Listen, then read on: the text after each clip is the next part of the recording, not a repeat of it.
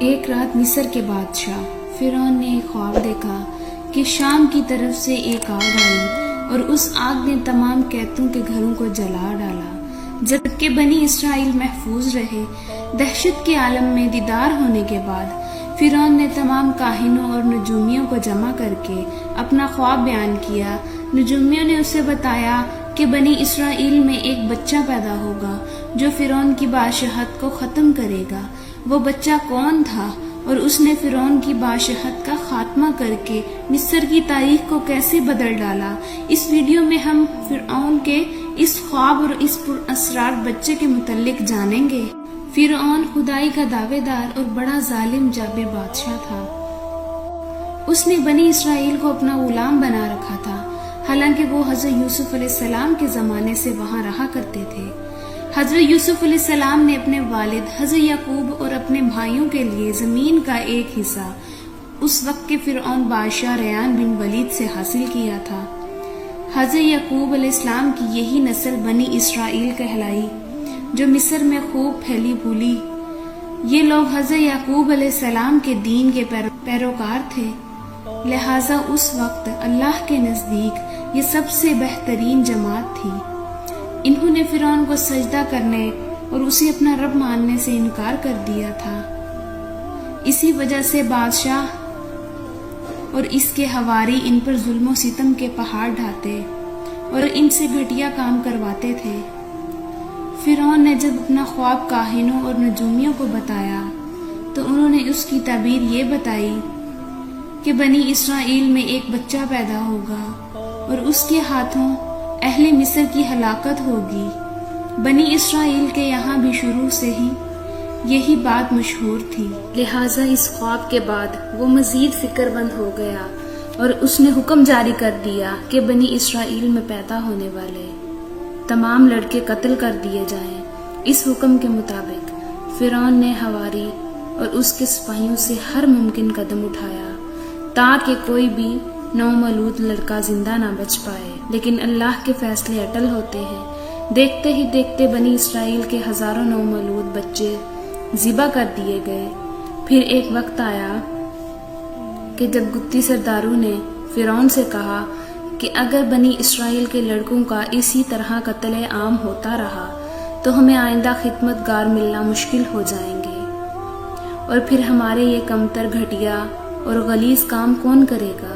اس پر فرعون نے حکم جاری کیا کہ 1 سال چھوڑ کر بچے قتل کیے جائیں۔ ان دنوں حضرت موسیٰ کی والدہ اپنے حمل کی ابتدائی دنوں میں تھی۔ اللہ نے ان کی حفاظت کا سامان اس طرح فرمایا کہ ان کی والدہ پر معمول کے مطابق حمل کے آثار ظاہر نہیں ہوئے، جن سے آپ فرعون کی چھوڑی ہوئی دائیوں کی نگاہ میں نہ آئیں۔ انہوں نے اس بات کو چھپائے رکھا یہاں تک کہ پیدائش کا وقت آ پہنچا اور انہوں نے اپنے بچے کو جنم دیا۔ اس بارے میں سوائے قریبی لوگوں کے کوئی نہیں جانتا تھا۔ نجومیوں نے فرعون کو اطلاع دی کہ بچہ پیدا ہو چکا ہے۔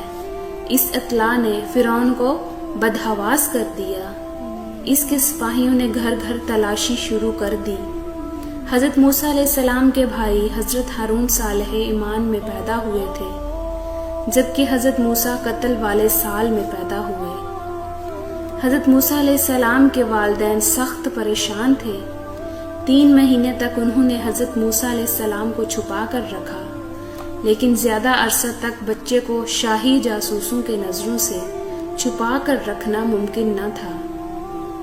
پھر بھی وہ اپنی پوری کوشش کرتی رہی، یہاں تک کہ ان کے پاس اللہ کا حکم آ گیا۔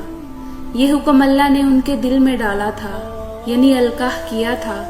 حضرت موسیٰ کی والدہ کے دل میں خیال آیا کہ تابوت کی طرح ایک صندوق بنایا جائے اور اس بچے کو صندوق میں رکھ کر دریائے نیل کے بہاؤ پر چھوڑ دیا جائے۔ حضرت موسیٰ علیہ السلام کی ماں نے اللہ کے حکم کے مطابق بچے کو صندوق میں رکھا اور دریا میں چھوڑ دیا۔ ساتھ ہی موسیٰ علیہ السلام کی بہن سے کہا کہ تم اس کے پیچھے پیچھے چلتی جاؤ۔ لہٰذا وہ دریائے نیل کے موجوں میں چلنے لگے اور ان کی بہن کنارے کنارے چلی، اپنے بھائی کی نگرانی کرتی جا رہی تھی کہ دریائے نیل میں ڈالنے کے بعد وہ کہاں جاتے ہیں۔ صندوق بہتا ہوا محل کے تالاب میں پہنچ گیا۔ وہاں فرعون کی بیوی ملکہ اور خادمائیں لطف اندوز ہو رہی تھی کہ صندوق پر ملکہ کی نظر پڑی۔ اس نے کنیزوں کو حکم دیا کہ صندوق کو تالاب سے نکال لاؤ۔ صندوق کھولا گیا تو اس میں ایک حسین اور تندرست بچہ آرام سے لیٹا ہوا انگوٹھا چوس رہا تھا۔ ملکہ بہت خوش ہوئی، اس کی آنکھوں میں ممتا اتر آئی۔ شفقت اور محبت سے بچے کو گود میں لیا۔ ملکہ نے سوچا کہ اس بچے کو بیٹا بنا کر پالنا چاہیے۔ محل میں کسی نے خدشہ ظاہر کیا کہ یہ بچہ بادشاہ کی سلطنت کو ختم کرنے کا سبب بھی بن سکتا ہے۔ فرعون کے دل میں بھی یہ خیال آیا کہ کہیں یہ بچہ بنی اسرائیل کا وہ لڑکا نہ ہو جس کے بارے میں نجومیوں نے پیش گوئی کی تھی۔ لیکن فرعون کی بیوی نے کہا، یہ بھی تو ہو سکتا ہے کہ یہ بچہ ہماری آنکھوں کی ٹھنڈک بنے یا ہم اس کو اپنا بیٹا بنا لیں۔ اس پر فرعون نے کہا، یہ صرف تیری آنکھ کی ٹھنڈک ہے، میری نہیں۔ میں نہیں چاہتا بنی اسرائیل کا کوئی بچہ میری نگرانی میں پلے، لہٰذا یہ صرف تیری ہی آنکھوں کی ٹھنڈک ہے۔ حضرت ابن عباس فرماتے ہیں کہ اگر فرعون یہ بات کہہ دیتا کہ میری بھی آنکھوں کی ٹھنڈک ہے تو اللہ تعالیٰ اسے ہدایت دے دیتا، لیکن اس نے یہ کہا، یہ صرف تیری آنکھوں کی ٹھنڈک ہے۔ ملکہ نے اس بچے کا نام موسیٰ رکھا، جس کے معنی ہے وہ شخص جو پانی سے نکالا گیا ہو۔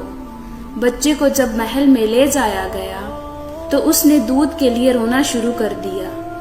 بچے کے پاس دودھ پلانے والیاں لائی گئیں، لیکن بچے نے کسی عورت کا بھی دودھ نہ پیا۔ جو عورت بھی آپ کو دودھ پلانے کی کوشش کرتی ناکام ہو جاتی۔ ادھر موسیٰ علیہ السلام کی بہن دور کھڑی یہ سب دیکھ رہی تھی کہ موسیٰ علیہ السلام کی بہن نے فرعون کی بیوی سے کہا، کیا میں تمہیں ایسا گھر نہ بتاؤں جو اس بچے کی تمہارے لیے پرورش کرے اور اس بچے کی خیر و خواہ ہو، اس لیے کہ وہ ایک غریب گھرانہ ہے۔ جب انہیں معلوم ہوگا کہ یہ بچہ فرعون کے گھر سے آیا ہے تو انہیں انعام و اکرام ملنے کی امید رہے گی۔ اس گھر میں نیک سیرت خاتون ہے، وہ اس بچے کو بخوشی دودھ پلانا قبول کرے گی۔ فرعون کی بیوی نے کہا، چلو ٹھیک ہے، لہٰذا آپ کی بہن انہیں گھر لے کر آئی۔ والدہ محترمہ نے بچے کو دودھ پلایا تو آپ نے فوراً دودھ پینا شروع کر دیا۔ اب چونکہ بچے نے کسی اور کا دودھ پینا قبول نہیں کیا تھا، اس لیے وہ خود بچے کو لے کر آتے تھے۔ اسی طرح موسیٰ علیہ السلام کی والدہ کا بے حد احترام ہونے لگا۔ اس طرح حضرت موسیٰ علیہ السلام شاہی محل میں پرورش پا کر جوان ہو گئے، پورے توانا ہو گئے۔ لہٰذا اللہ نے آپ کو نبوت کے منصب پر فائز کیا۔ آپ نے بنی اسرائیل کو فرعون سے آزادی دلائی اور مصر سے نکل گئے۔ فرعون بنی اسرائیل کو ختم کرنے کے لیے لشکر لے کر روانہ ہوا۔ جب بنی اسرائیل بحر احمر کے قریب پہنچے تو اللہ نے ان کے لیے دریا کے بیچ سے راستہ کھول دیا۔ یہ وہی موقع تھا جب فرعون کا وہ خواب پورا ہونے والا تھا اور اس کی بادشاہت اور لاؤ لشکر تباہ ہونے والے تھے۔ بنی اسرائیل تو سمندر کے باہر چلے گئے، مگر جب فرعون نے اپنے لشکر سمیت ان کے پیچھے آیا تو سمندر کا یہ راستہ بند ہو گیا۔ وہ اپنے لشکر سمیت اس سمندر میں غرق ہو گیا۔